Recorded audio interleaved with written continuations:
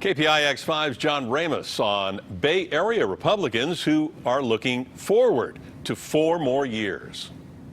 San Francisco isn't exactly Trump country, but as the convention kicks off, there are supporters here, and some believe the Republicans are more enthusiastic about their candidate than the Democrats are about theirs. As chairman of the San Francisco Republican Party, John Dennis knows what it feels like to be a minority. For some people, we're kind of a novelty.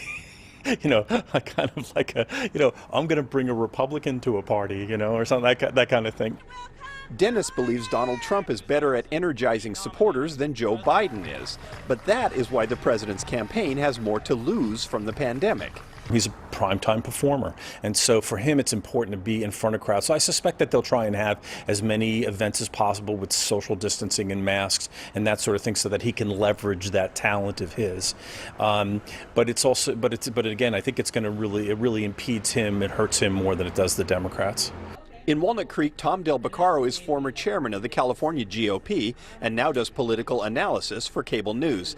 He believes it's vital for candidates to project positivity and feels candidate Trump has improved in that regard.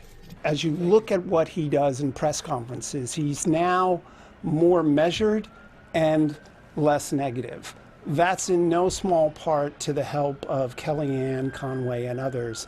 And he needs to follow through with that for the rest of this campaign and actually for the rest of his time as president. But in San Mateo, Republican Christina Laskowski says as a woman, she supports the president's direction, even if he may lack polish. He may say things that we might not be comfortable with, but at the end of the day, if he's able to execute and do the things that he says he's going to do, that's what's important to me. And I think that's what's important to a lot of other voters who support him. With President Trump appearing multiple times on just the first day of the convention, his supporters will likely be seeing a lot of him as the week rolls on. In San Francisco, John Ramos, KPIX 5.